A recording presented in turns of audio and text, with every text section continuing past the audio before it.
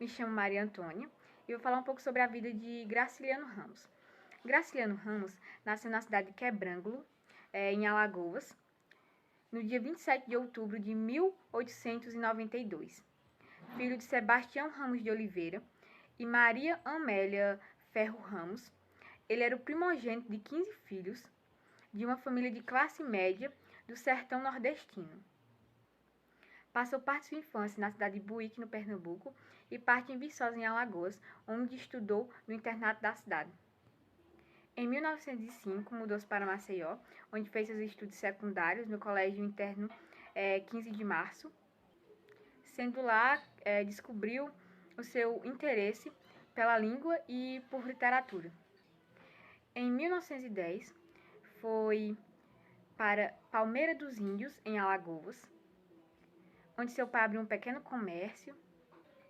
Em 1914, foi para o Rio de Janeiro, quando trabalhou como revisor de jornais, Correio da Manhã, à Tarde e em O Século. Voltou para a cidade de Palmeira dos Índios, onde duas irmãs haviam falecido de peste bubônica, em 1915.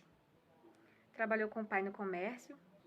No ano seguinte, casou-se com Maria Augusta Barros, com quem teve 4 filhos. Graciliano Ramos foi um escritor brasileiro.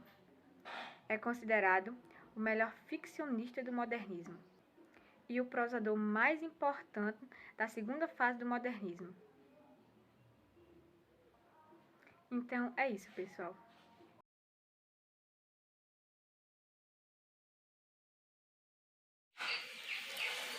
Analisar os acontecimentos enquanto vida de um dos grandes romancistas do Brasil.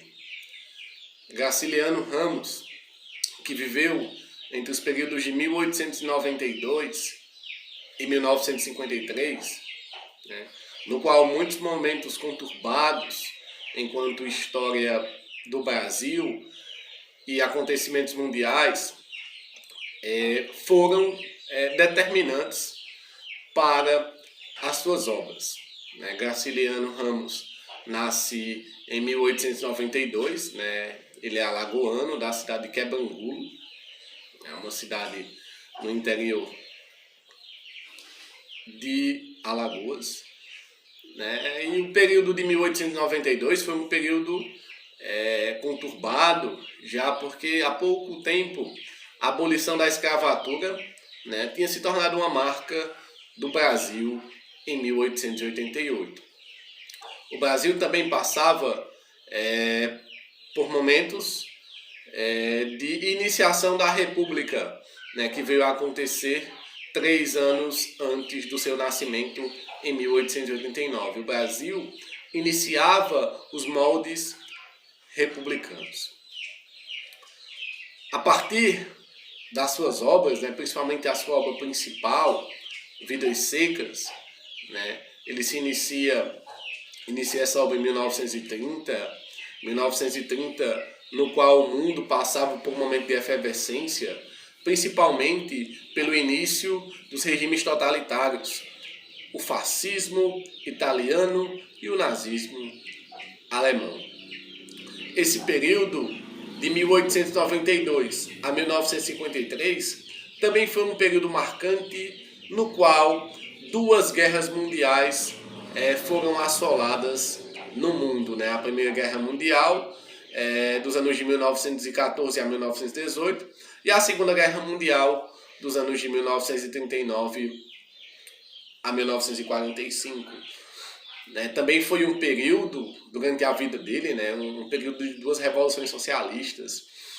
E uma delas, a principal, a Revolução Russa, que reivindicava principalmente melhores condições de trabalho para os trabalhadores daquele país.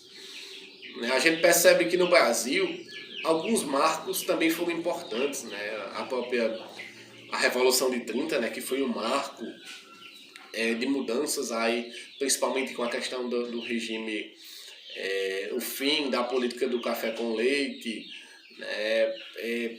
a disputa entre São Paulo e o resto do Brasil em 1932, né, com a intentona comunista, a Revolução Constitucionalista de 32, né, em 35 também conspirações contra o governo, Getúlio Vargas na época, né, a gente também tem o Estado Novo, né, de 37 a 45.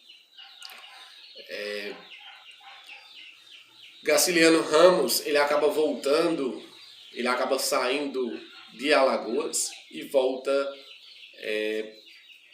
posteriormente, né? Ele sai em 1915, né? Ele acaba retornando por conta da morte de 5 irmãos, né? Naquela época ele perdeu 5 irmãos por peste bubônica, né? E a partir dessa perca familiar, né? Porque o mesmo ele sai de Alagoas e vai ao Rio de Janeiro, né? Tentar a vida aí como jornalista, né? Ele já começou a escrever muito cedo, né? Muitas crônicas, né?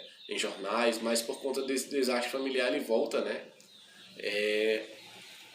A uma cidade próxima, né? Que também era uma cidade onde muitos familiares seus moravam, né? Que era a cidade de Palmeira dos Índios. Graciliano Ramos, ele se torna até prefeito dessa cidade, né? De Palmeira dos Índios, e ele escreve relatos de como se deu a gestão, né? Do mesmo enquanto prefeito, né? Depois ele se torna inspetor de educação, né? Inspetor de educação é como se fosse um secretário de educação na época, também na cidade de Palmeira dos Índios, né? E a gente percebe que,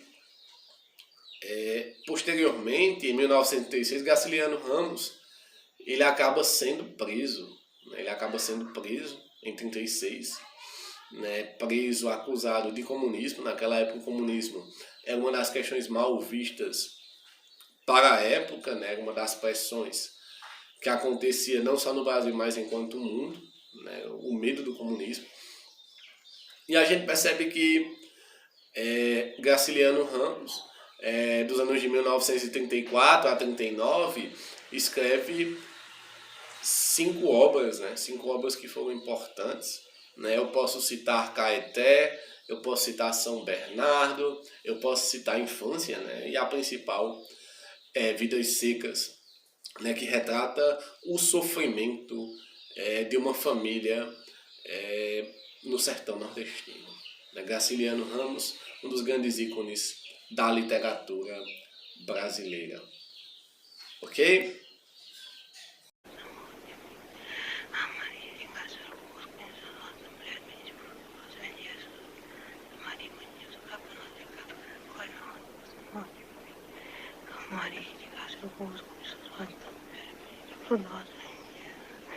Ana Maria, nós pecadores agora e na hora da morte.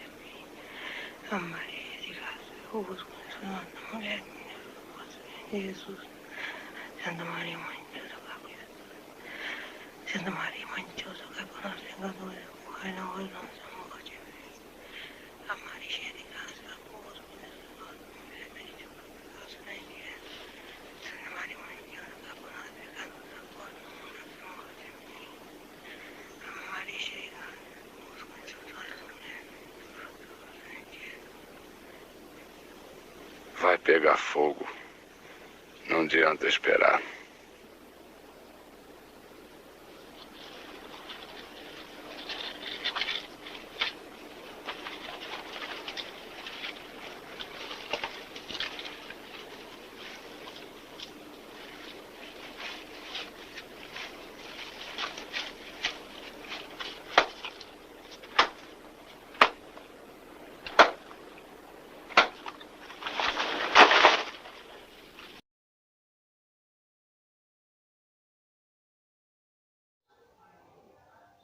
Olá, meu nome é Ramuriel, sou integrante do Clube do Livro e hoje vou falar um pouco sobre o fascismo. O fascismo ele aconteceu na Itália após a Primeira Guerra Mundial. Mas para entender o fascismo, nós temos que saber de como estava a Itália após a Primeira Guerra Mundial, que aconteceu em 1918. Com as consequências da Primeira Guerra Mundial, a Itália ficou com sua economia super abalada. Ela estava totalmente destruída e totalmente derrotada. Estava passando por um período de muita miséria, sem falar também da grande inflação que estava havendo por lá e também da alta taxa de desemprego, o que acabou gerando muita revolta da população.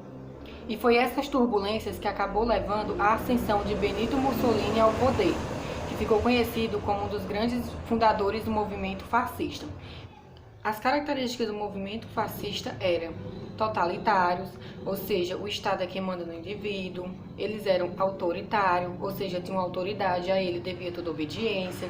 Eles eram nacionalistas, ou seja, para eles a nação era o bem maior deles.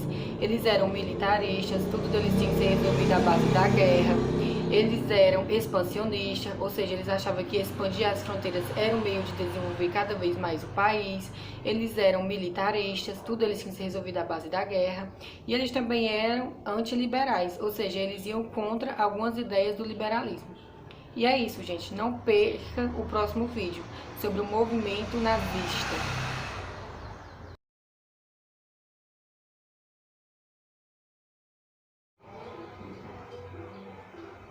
Olá, eu me chamo Ramuriel, sou integrante do Clube do Livro e hoje vou falar um pouco sobre o nazismo.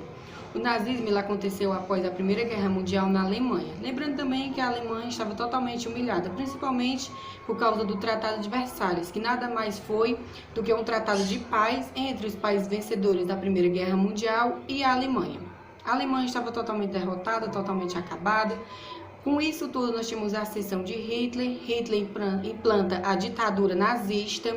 E as características do movimento nazista eles eram totalitários, ou seja, o Estado é que manda no indivíduo. Eles eram militaristas, ou seja, tudo deles era conquistado à base da força armada. Eles eram autoritários, ou seja, tinha um líder e a ele devia toda obediência, era ele quem mandava em tudo. Eles eram também preconceituosos, ou seja, eles se achavam superiores à raça ariana e à raça judaica. Não é à toa que aconteceu o Holocausto, que foi nada mais, nada menos do que a disseminação de vários judeus.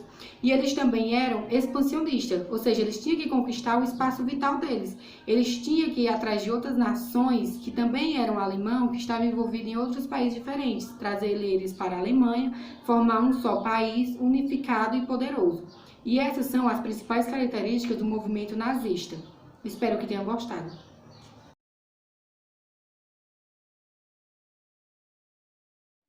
Boa tarde, meu nome é Cícera Sibeli de Souza Silva, eu estudo na EM de Campos Sales, eu curso o 3º ano do ensino médio. Eu venho aqui hoje falar sobre a obra Vidas Secas. Aqui falar sobre a personagem Sinhá Vitória, da obra Vidas Secas. Mulher de Fabiano que é mãe de 2 filhos, é batalhadora, informada com a miséria em que vivem, esperta e saber fazer conta sempre, prevenindo o marido sobre trapaceiros.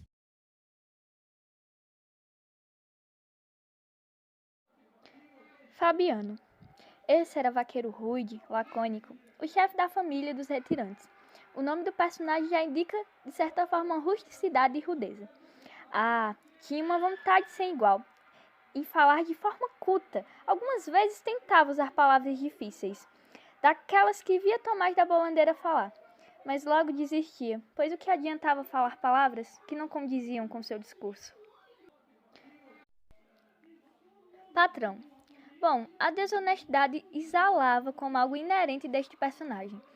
Este contratou Fabiano para trabalhar em sua fazenda, mas explorava tanto Fabiano quanto os demais trabalhadores. Tomás da Bolandeira. Esse era um homem letrado. Tinha uma dialética de se invejar. Arrisco dizer que era, sim, um modelo para alguns dos personagens do livro.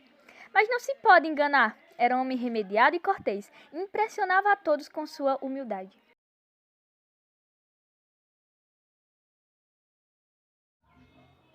Me chamo Maria Antônia e irei falar de 3 personagens do livro Vidas Secas, de Graciliano Ramos. Um dos personagens que irei falar é a cachorrinha baleia, que pertence a eles e que acompanha eles durante as caminhadas pelas terras nordestinas.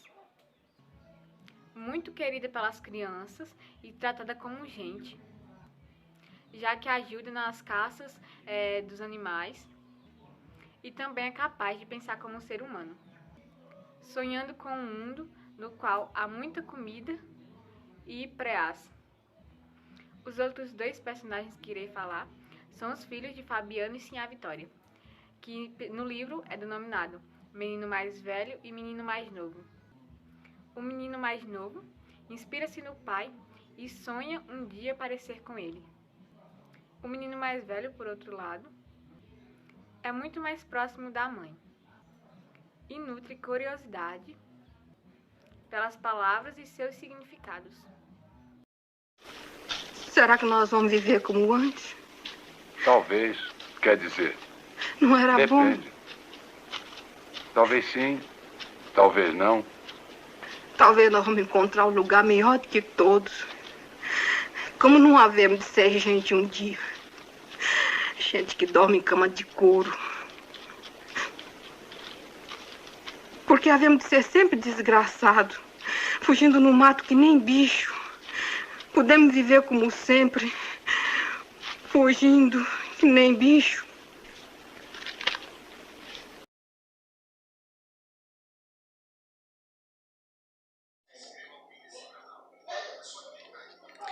O soldado amarelo representa, assim como o fiscal da prefeitura e o dono da fazenda, a opressão do poder. E representa também o poder militar ao prender Fabiano ao arranjar uma briga. O soldado amarelo também se aproveita da ignorância de Fabiano para lucrar em cima de si próprio. É basicamente isso. Mas vamos dar um pouco mais de atenção à relação entre Fabiano e o soldado amarelo. Fabiano acaba apostando seu dinheiro em um bar contra o soldado amarelo. E quando Fabiano acaba perdendo a aposta e também o dinheiro, ele acaba se metendo em uma discussão. E aí é quando o soldado amarelo leva ele preso. Quando o Fabiano vai preso, ele pensa em se vingar do soldado amarelo. E aí, um tempo depois, quando eles se encontram perto de uma fazenda, Fabiano decide matar o soldado amarelo, mas acaba não matando, esquecendo tudo que ele fez com ele.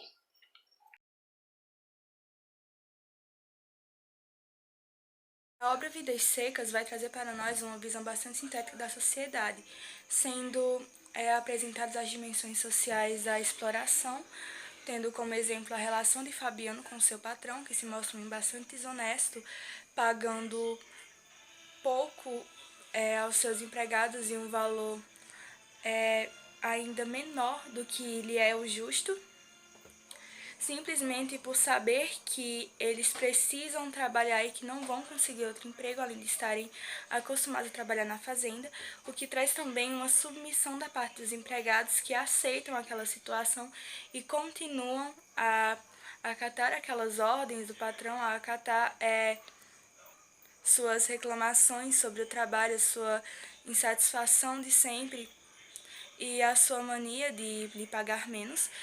E vamos ter também a dimensão da opressão, que vai trazer as instituições sociais, tendo como exemplo novamente o patrão de Fabiano, como esse homem desonesto, ladrão e explorador de seus empregados, e outros dois personagens, que vão ser o senhor Inácio, o dono do mercantil, que costuma colocar água nas bebidas e vender mesmo assim para as pessoas, e o fiscal da prefeitura, que se mostra bem bastante intolerante e opressor, cobrando altas taxas das pessoas e sendo até rude.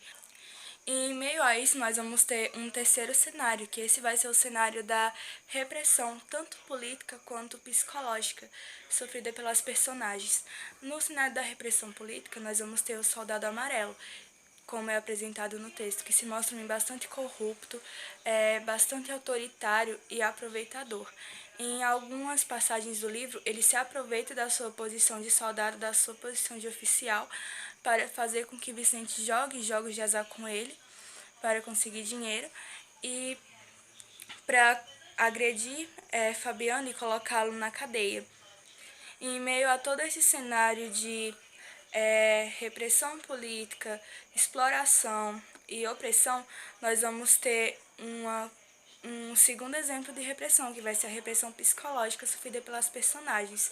E essa repressão psicológica já é apresentada no título, pois o título Vidas Secas não faz referência apenas à vida daqueles personagens que passam pelas secas nordestinas. Não faz referência apenas à situação, à condição natural, mas sim à condição psicológica, à falta de perspectiva daqueles personagens, as vidas secas, vidas sem perspectivas, sem sonhos, porque aqueles personagens estão tão acostumados àquela vida de miséria, àquela vida de dificuldade, que não se veem de outra forma, acabam alienando-se, enxergando apenas aquela condição e deixando de sonhar, deixando de criar, de traçar metas. E temos como exemplo as vontades dos personagens. O personagem Vicente tem uma única vontade, que é poder comunicar-se, poder falar de uma forma mais culta. E temos a mulher dele, que tem um único sonho, uma única meta, que é ter uma cama confortável e bonita, como a do Senhor Bolandeira. Nesse livro nós vamos ter personagens bastante marcados por essa introspecção. Na verdade, por uma introspecção, pois no decorrer da história percebemos que são apresentados muitos pensamentos, são apresentados os desejos mais íntimos de cada personagem, mas um minúsculo número de diálogos. Ou seja, aqui nós vemos uma dificuldade de comunicação entre aquelas pessoas, entre aqueles personagens que não vão se abrir para o mundo e só vão conversar, só vão se comunicar por meio de grunhidos, trazendo uma comunicação entre aquelas pessoas. Entre aqueles personagens que não vão se abrir para o mundo e só vão conversar, só vão se comunicar por meio de grunhidos, trazendo uma animalização das personagens que acaba sendo acentuada no momento que ocorre a morte da personagem Baleia, pois é apresentada à cachorra um nível de intelectualidade não muito diferente da dos personagens humanos, ou seja, o nível intelectual dos animais e dos humanos passa a ser parecido, trazendo essa animalização.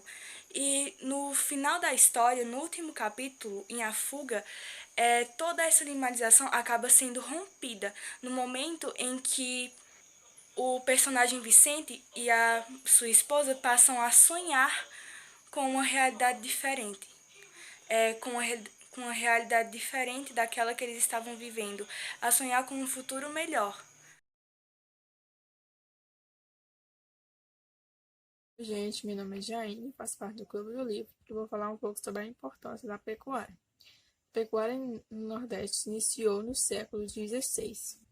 De início, a criação de gado era apenas uma atividade complementar nas fazendas agropecuárias. E o principal uso dos animais era como tração nos engenhos. Mas a partir do século XVII e o crescimento tanto de uma quanto de outra atividade, a criação de gado foi se expandindo e tornando-se uma atividade independente.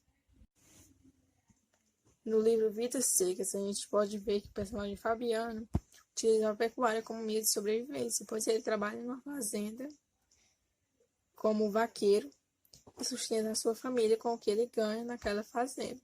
Ou seja, é uma atividade muito importante para várias famílias do Nordeste que só têm essa atividade como meio de sobrevivência.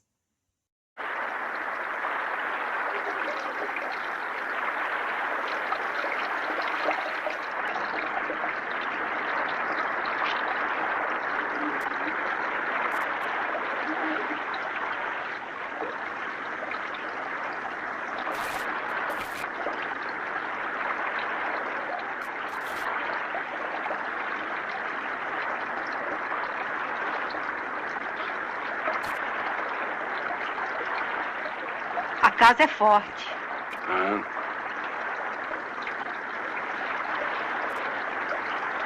O pasto é bom. Vão tudo engordar.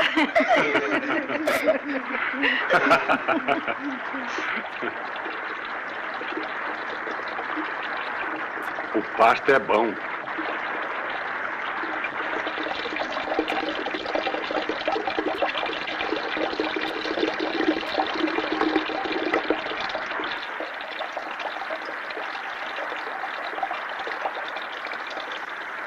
Que fim levou seu Tomás?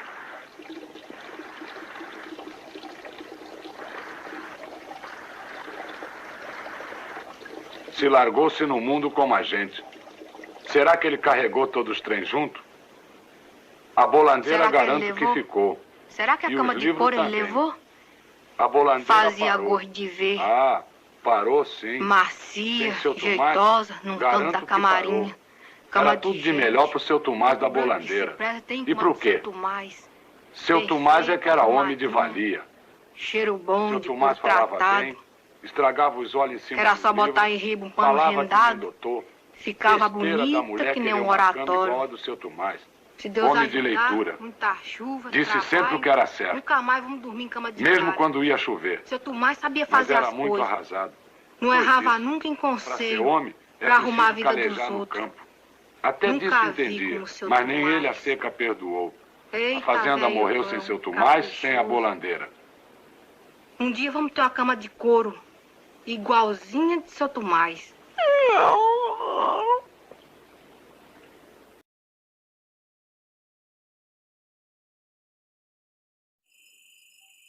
Olá, bom dia, boa tarde, boa noite. Eu me chamo Daniela e sou uma das participantes do Clube do Livro.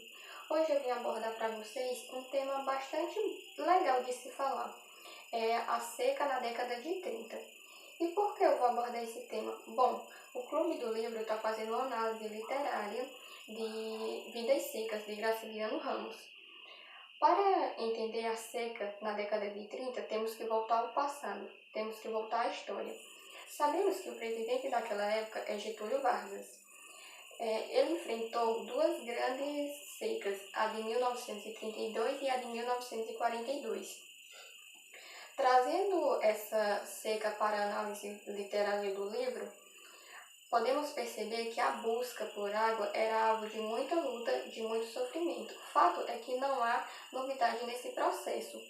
Nada aconteceu por acaso, nada aconteceu pela primeira vez. Na imensa planície avermelhada brasileira, nada pela primeira vez. Teremos que fazer uma viagem ao tempo. Isso começou desde o século XVI, por exemplo. As principais secas brasileiras da história ocorreram no Nordeste Oriental, como Alagoas, Pernambuco, Ceará, Amazonas.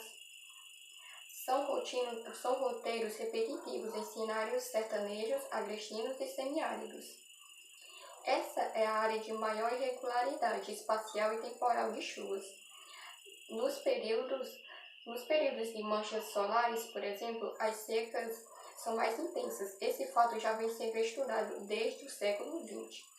Histórias das secas e a busca por água em enredo de desastres socioambientais, registrados nos livros, em documentários e etc. Tem um trecho do livro que expressa resultado das secas, como esse que eu vou recitar para vocês agora. Fazia horas que procurava uma sombra. A folhagem dos juazeiros apareceu longe através dos galhos pelados da caatinga rala. Brasileiros retirantes são personagens que sofrem muito mais do que na ficção. Formaram colunas de imigrantes da seca, fugitivos pela sobrevivência numa realidade contada no trecho histórico, enrugado pelos séculos. Na maioria das vezes, quando as secas são muito severas e prolongadas, eles vão para outros lugares do Brasil, vão para outras regiões, como São Paulo, Rio de Janeiro, Brasília. E isso ocorreu inúmeras vezes na história. Algumas das vezes que ocorreu, eu vou citar para vocês os anos. Foram em 1877, 1915, 1932, 1998, 1983. Bom, esse foi um resumo da seca na década de 30 para vocês. Espero que vocês tenham gostado e um grande abraço.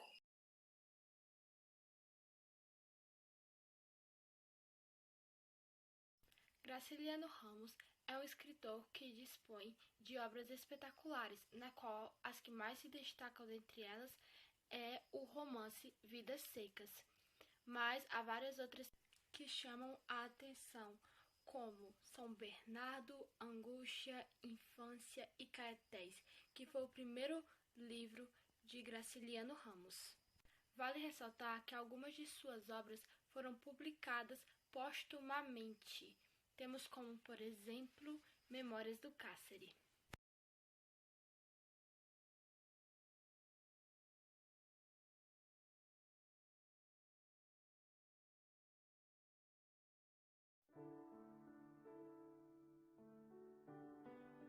Olá, tudo bem? Meu nome é Maria Paula, falando do segundo ano da AEM de Campos Sales, pelo Anexo de Carmelópolis. Também sou integrante do Clube do Livro. E o nosso projeto, o Clube do Livro, está com o objetivo de trabalhar um livro a cada 2 meses. E nesse mês estamos trabalhando o livro Vidas Secas, de Graciliano Ramos. E eu vim aqui falar um pouquinho sobre os prêmios literários e homenagens dedicados a esse grande escritor cearense.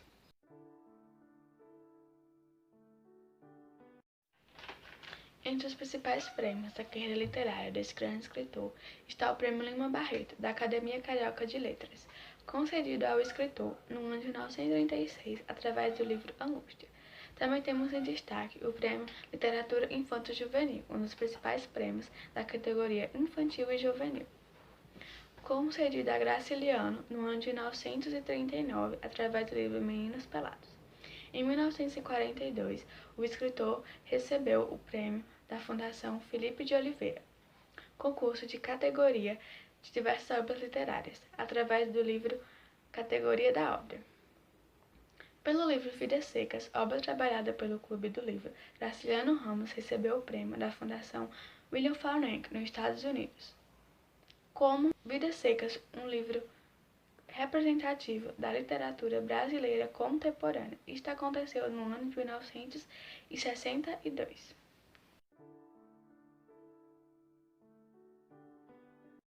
Durante sua vida e após sua morte, Graciliano recebeu diversas homenagens, das mais simples até as mais grandes.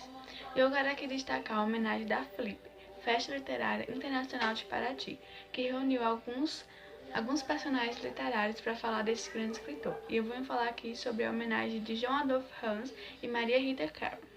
João Adolph Hans, crítico e historiador, homenageia Graciliano lendo um trecho de Vidas Secas e depois conclui que Graciliano sofre ao escrever e jogam essa questão em cima da gente, leitores.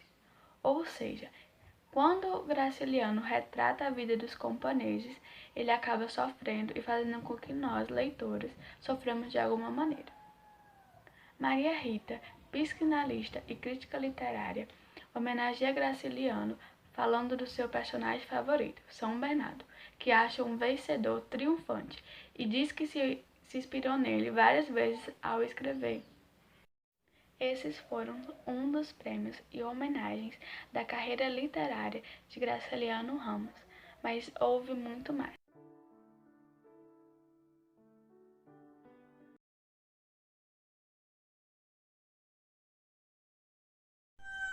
Olá, o meu nome é Tainara, eu estou cursando o 3º ano do ensino médio na AEM de Campos Sales e faço parte do projeto Clube do Livro. Hoje eu irei falar um pouco sobre a história do estado de Alagoas e sobre suas curiosidades. Bom, a história de Alagoas se inicia antes do descobrimento do Brasil pelos portugueses, quando o atual território do estado era povoado pelos índios caetés. A costa do atual estado de Alagoas, reconhecida desde as primeiras expedições portuguesas, desde cedo também foi visitada por embarcações de outras nacionalidades para o escambo de pau-brasil.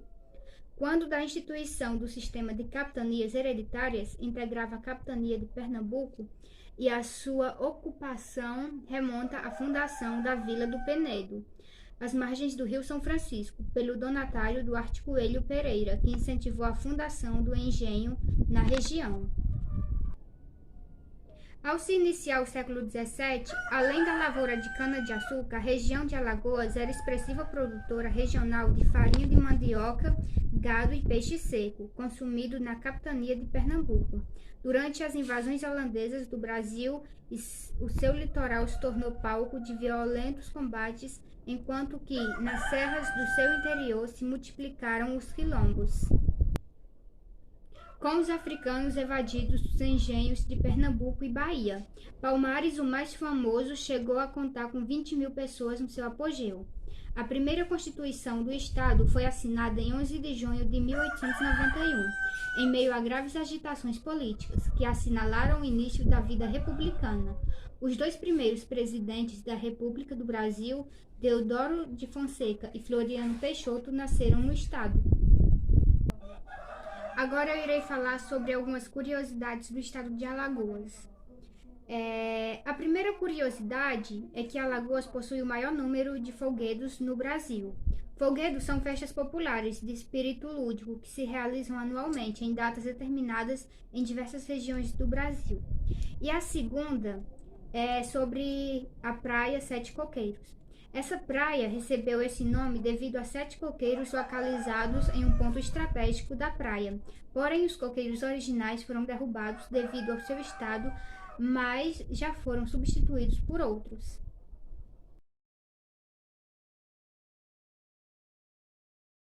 A seca no Nordeste foi, ao longo dos anos, um dos problemas sociais mais discutidos e debatidos pelos responsáveis. Escritores como Graciliano Ramos e Raquel de Queiroz usaram da literatura para denunciar e mostrar ao mundo essa problemática. Ramos, em Vidas Secas, provavelmente foi quem melhor retratou essa realidade dentro da literatura brasileira, mostrando que outros problemas estão ocultos pela falta de chuva no sertão nordestino e que a seca é apenas uma fachada na qual se esconde uma situação miserável de uma região castigada pela ignorância e pelo descanso político, tendo a seca como fator principal que desencadeia uma série de outros problemas, entre eles a imigração de forma desordenada. A vida nos campos brasileiros atualmente não é muito diferente da época de Fabiano. A seca continua, o descanso político idem e milhares de fabianos são explorados nas terras áridas do sertão. Graciliano põe a realidade diante dos olhos de todos. Será realmente Vidas Secas um romance de ficção? Provavelmente não. Lugar ruim.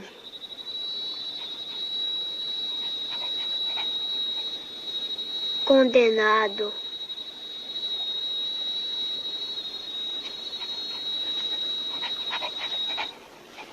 Onde é que tem espeto quente?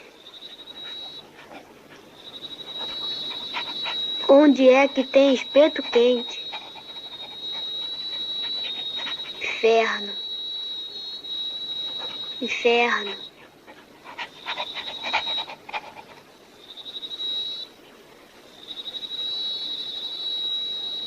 Inferno. Inferno. Inferno. Inferno. Inferno. Inferno. Inferno.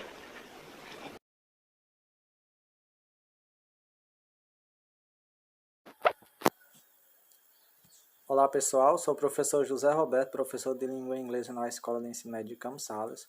Sou membro do Clube do Livro e hoje eu vou falar um pouco sobre uma das obras mais importantes da literatura brasileira. Trata-se de Vidas Secas, de Graciliano Ramos. Vidas Secas, escrita entre 1937 e 1938, é a única experiência de Graciliano Ramos com foco narrativo na terceira pessoa. Esse romance regionalista é inspirado em muitas histórias sobre a vida dos retirantes que ele acompanhou ao longo de sua infância. Após a finalização da leitura, é possível concluir que o livro expõe denúncias sociais e apresenta um enredo cíclico, iniciando com uma seca e encerrando com os prenúncios de aproximação da próxima seca. Em cada capítulo, um personagem membro da família de retirantes é tratado em particular. No entanto, o foco narrativo segue sempre uma ordem. Começa com Fabiano, o pai, desloca-se para Sinhá Vitória, a mãe, e os dois meninos, os filhos do casal, e termina com Baleia, a cadela de estimação. A estrutura da obra é fragmentada, pois o leitor dessa forma tem uma visão desconexa da realidade apresentada. Isso se relaciona com a percepção distorcida devido à pouca educação formal dos personagens sobre o mundo ao seu redor. Durante os capítulos, a família nordestina é impulsionada pela seca a se retirar do local onde mora, em busca de meios de sobrevivência e de um futuro melhor. Ainda que encontre estabilidade, ela é passageira, porque quando as chuvas param, os personagens são obrigados a se retirar novamente. O autor, ao escrever, destacou essa condição subhumana de existência da família, que os nivela tanto no plano narrativo quanto na situação vivida. Vidas Secas é essencial, pois proporciona uma leitura envolvente e rica de conhecimentos para aqueles que buscam conhecer seu país e o mundo ao seu redor. O livro de Graciliano Ramos e os assuntos abordados continuam atuais, ainda que tenham sido escritos em 1938. Durante grande parte do romance, o saber é relacionado ao ter poder, nos vínculos entre Fabiano e o soldado amarelo e entre Fabiano e o seu patrão. Neles, o pai da família é facilmente manipulado, escravizado e ferido porque não tem informações suficientes de como se expressar e se defender das injustiças que lhe acontecem. No decorrer do romance regionalista, o saber também é relacionado à formação das ideias, ao senso crítico, ao posicionamento escolhido e à expansão do conhecimento particular de cada ser humano. Outros temas, como a desonestidade e a opressão da classe dominante, a integração do homem com o meio físico e o mundo animal, também são tratados na obra. Em suma, o livro exprime a luta do homem contra as adversidades inevitáveis em uma atmosfera densa e destaca, como uma das inúmeras lições, que o saber e a educação são as melhores heranças que pais podem transmitir para o desenvolvimento de seus filhos. Portanto, Vidas Secas é uma obra relevante no âmbito escolar e leitura imprescindível aos alunos, especialmente o do terceiro ano do ensino médio. Referência texto da Elizabeth Cristina Alves Marques, A Importância do Saber da Construção do Ser Humano, abordada em Vidas Secas de Graciliano Ramos. Publicada em 20 de outubro de 2020, na Educação Pública, volume 20, número 40.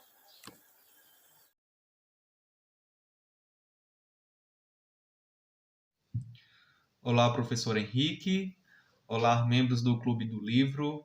É um prazer estar contribuindo um pouco para a realização deste projeto de leitura que é desenvolvido na Escola de Campos Sales. E dessa vez eu fui desafiado a falar um pouco sobre a obra Vidas Secas de Graciliano Ramos e eu gostaria de iniciar minha fala dizendo que a obra, Vidas Secas, ela é de fundamental importância para a produção literária brasileira de um todo, principalmente no conjunto de obras que ficou conhecida como os romances de 30, fazendo parte do projeto modernista literário brasileiro. Pois, em Vidas Secas, Graciliano Ramos ele rompe com um modo de escrita de caráter quase que documental que os outros autores em outras obras se caracterizaram, ficou marcado. E Graciliano Ramos vai romper com esta característica quase que documental dessas obras. A professora doutora Lourdes Alves irá afirmar que com Vidas Secas, Graciliano Ramos realiza o que poderia chamar de transcendência do regionalismo devido à força inventiva presente numa narrativa densa, plena de vigor social e psicológico. Então, temos aí uma característica, já algumas características da escrita de Graciliano. A importância desta obra, ela é marcante, certo? Pois é uma obra lida e traduzida por diversas línguas, já foi lida e traduzida para o espanhol, para o inglês, italiano, russo, até mesmo alemão. A produção ficcional de Graciliano Ramos continua sendo alvo de muitos estudos, de muitas análises de diversos níveis, seja eles sociológicos, psicológicos, literários. E o interesse por sua obra reside principalmente por causa do seu estilo, o estilo de escrita, pois Graciliano se preocupava muito com cada detalhe, era muito descritivo ao realizar a sua escrita, e também em relação à riqueza humana, presente em toda a sua obra. Além disso, o seu aspecto de universalidade que o individualizava. Então, essas três características, a preocupação da descrição detalhada, a riqueza humana, e a universalidade, faz com que esta obra seja corpus de estudo para diversas pesquisas científicas. É interessante também, outra característica marcante desta obra é que o homem em vida seca é convertido em paisagem, em coisa, em planta, em animal, com ideias fragmentadas sobre a realidade que o submete, oprimindo-o e sendo inútil diante de situações que requerem uma resolução. Assim, a professora doutora Lourdes Alves, trazendo ela novamente para a nossa conversa, irá afirmar que, embora seja consciente dessas situações, e principalmente da sua condição de fraqueza, da falta de preparo para lidar com a realidade dos homens de poder, enfim, consciente de sua impotência, por outro lado, é bastante forte para resistir às desgraças da seca e luta por um novo espaço, partindo sempre para lugar nenhum. Este homem não está limitado à figura do retirante e do sertanejo, como alguns pode parecer. Não é um aspecto apenas desses dois personagens que é emblemático na obra, né? Ele está em todos os espaços que vigora a opressão e a exclusão. Então, o que a gente pode concluir é que a grandeza dramática de Graciliano Ramos reside no fato do homem ser consciente da sua inconsciência.